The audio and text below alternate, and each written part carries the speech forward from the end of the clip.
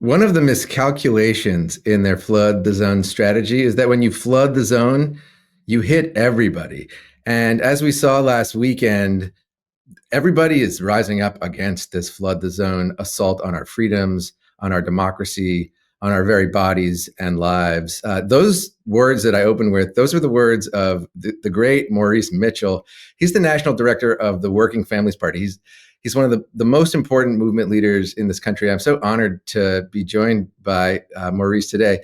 Mo, thank you so much for joining us and for your leadership in this fight. You were so instrumental in organizing these historic rallies, millions of people around the country rising up from every neck of the woods, right? Red states, blue states, big cities, small towns, mobilized and motivated by all sorts of issues, right? It wasn't a one issue thing. It was about our freedoms. It was about our futures and our families.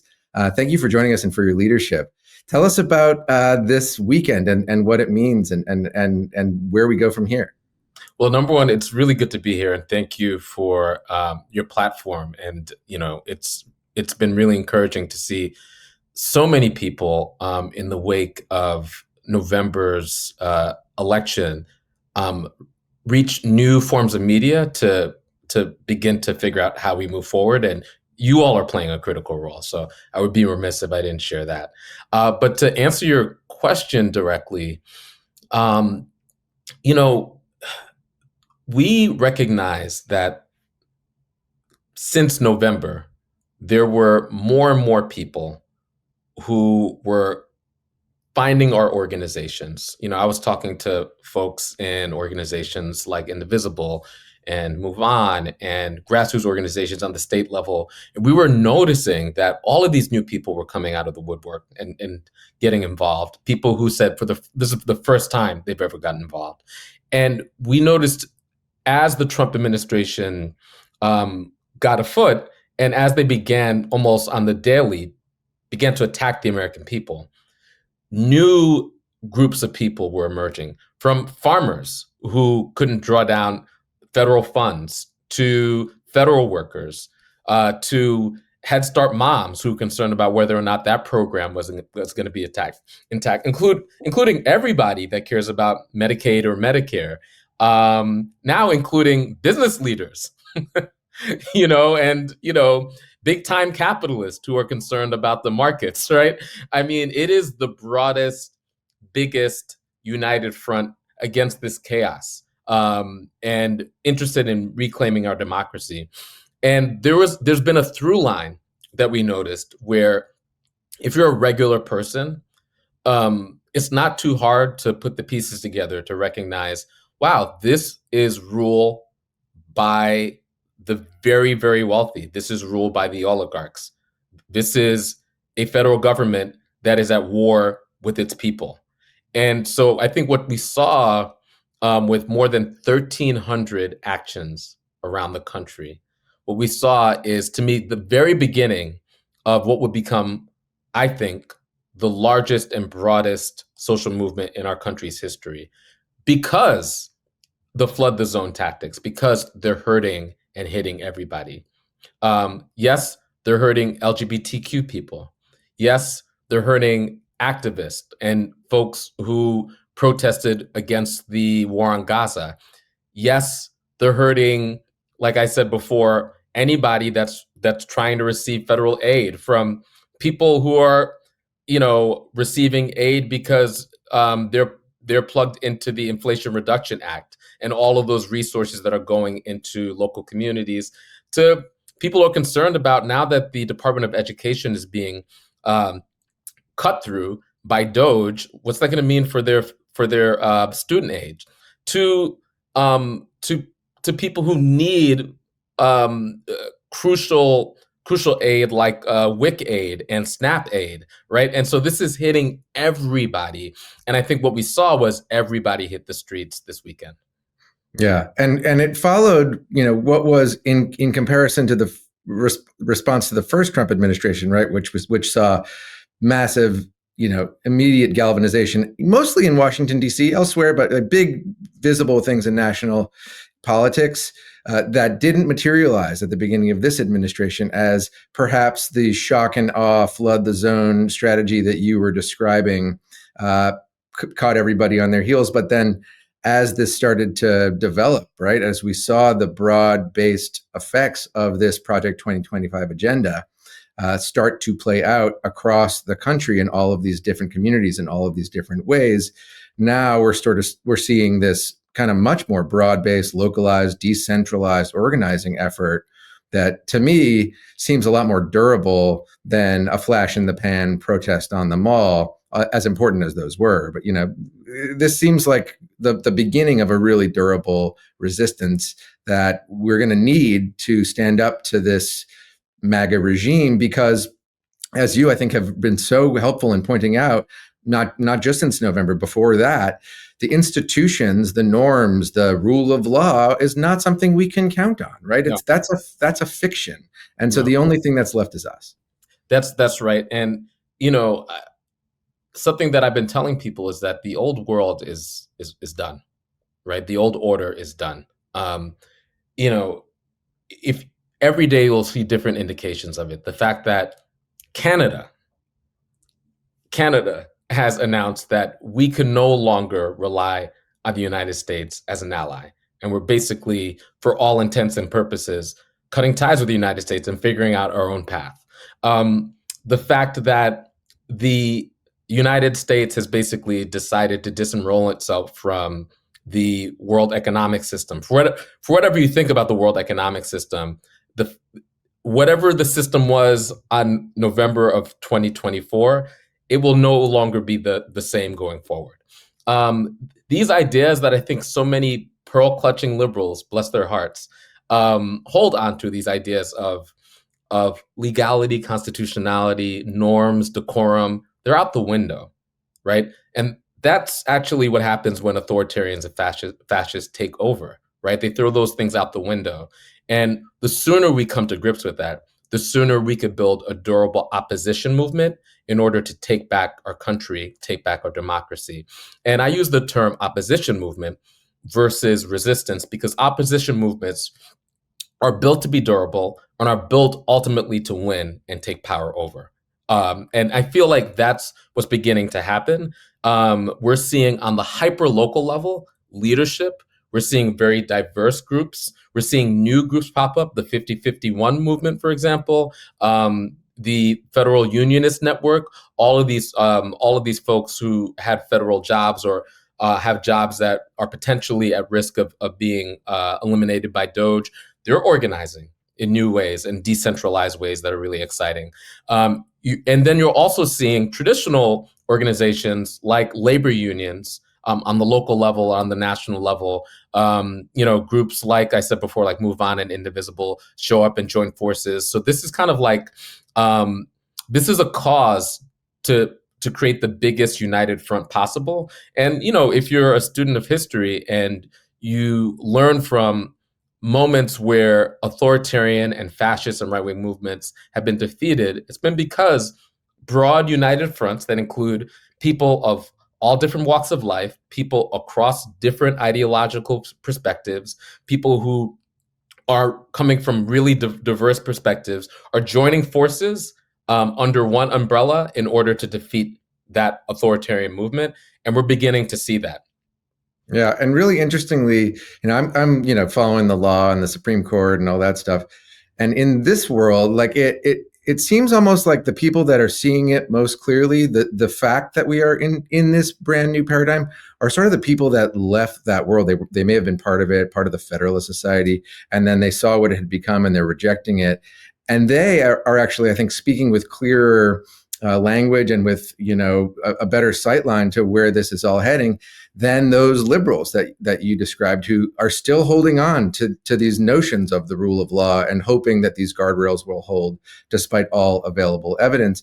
And I think it's so essential that we hasten, as painful and damaging as it will be, and as dark as it will get, right? Because I think it will get darker.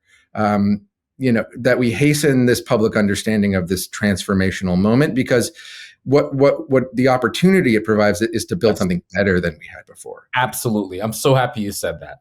And at the Working Families Party, we've been around for 26 years, and we we came out of a grassroots movement of labor unions and grassroots organizations that recognized that the direction the Democratic Party was going in, aligning with NAFTA and free trade, it's very fascinating that here we are talking about trade, but was a mistake, right? And that we needed independent politics to think about a vision, a very different vision for the economy and democracy.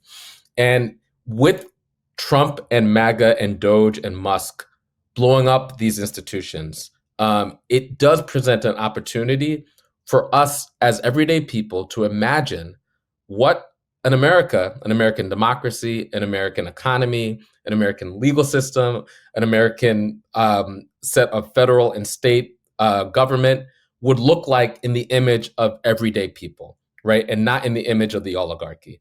And, we were talking about how corporately captured our government was, before this moment.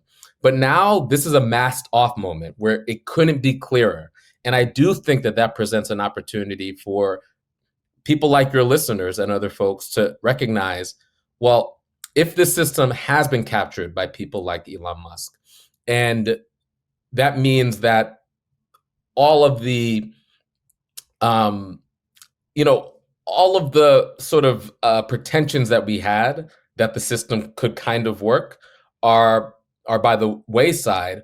What does that open up in terms of the opportunity for us to come together to actually take control and build a system that reflects the values of the American people? There's something really exciting about that, and I think we have an opportunity in looking at the weekend's actions, and not just a flash in the pan, but the beginning of momentum that could build into a movement that is a protest movement, but also an electoral movement, a movement that will be ungovernable as they attempt to ratchet up their attacks on our freedoms. That will create an opening where we could, as soon as 2026, begin to build a different type of momentum that could lead into a 2028 and further, where we could call into question every fundamental structure of this society, right? We're talking about potentially a generational project that could be really exciting. And the thing is, like, we can't unsee what power looks like when people are focused on a plan. So imagine if the plan wasn't far right, white nationalist, and oligarch power, but it was about bottom up people power. Imagine what we could do. We don't have to just focus on small sort of half measures. We could actually, decide that we want an America that works for all of us. And that's actually really exciting. Oh, Mo, you're putting wind in my sails. It's amazing to hear you speak about this. What can people do to get involved with the Working Families Party? What is the Working Families Party, right? We've got this broken two-party system. I worked for Democrats in the Senate, banging my head against the wall constantly because Dick Durbin didn't want to do something. He, couldn't criticize the Supreme Court or whatever. Working Families Party is, making inroads, right, to build power, to make government responsive, to find elected officials who can actually reflect the values that you're speaking to right now. What's the strategy, and how can people get tapped in? Yeah, absolutely. So the Working Families Party is a grassroots third party movement. We like to call ourselves a non-delusional third party, which means we live in the world that everybody else lives in, where we have a very rigid two-party system.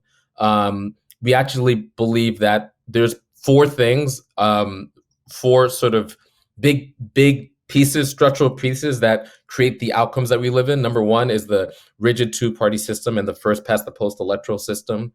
Number two is the corporate capture of our government.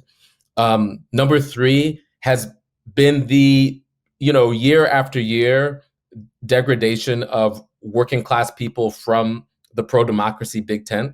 And some of those working class people have just dropped out of politics. Some of them have gone to MAGA and gone to the right wing. And number four is the fact that the Republican Party today has been captured by authoritarian forces. So we at the Working Families Party, we come up with strategies in order to challenge those four things. And the concrete thing that we do is recruit people, mainly on the local level. So we're talking about educators, union organizers, just everyday working class people to run for office. And, power is diffuse in this country. Presidents are not kings. And so much governing happens on the city level, on the state legislature level, and all the way up. And we endorse close to 1,000 people every cycle and support them and make sure that they run and are aligned with the interest of everyday working people. There's a kind of in the Democratic Party, in and around the Democratic Party, there's some soul searching around how the Democratic Party lost working people. We believe that one of the core things is by not letting working people into the inner sanctums of power. Right? We believe that working people should be calling the shots. That in a democracy, everyday people should actually govern, not the wealthy, not corporations. And the Working Families Party is designed to do that. The last thing I'll say is that we actually believe that if we want to be in a true democracy, we need to become a multiracial, multi-party democracy in this country. And so in places like New York and Connecticut and Oregon, we have a ballot line. And so people could vote on the Working Families Party line through something called Fusion. We won't get into it now. And then in other places, we recruit people. Sometimes we primary corporate Dems who no longer want to listen to the people. We very proudly do that. And we think that that's a very good and healthy function of our democracy. And we think that if we want different outcomes, we need to create different leadership. And we're very happy about recruiting the next generation leadership that will be unafraid, that will be willing to speak directly to the interests of everyday people, that will be willing to call the question on the bosses and the oligarchs and not be so concerned with upsetting the donor class, right? We need those fighters in office, especially now. And the only way it could happen is through independent politics, through organizations like the Working Families Party. And so if anybody listening is interested, they could find us online. They could find us at workingfamilies.org.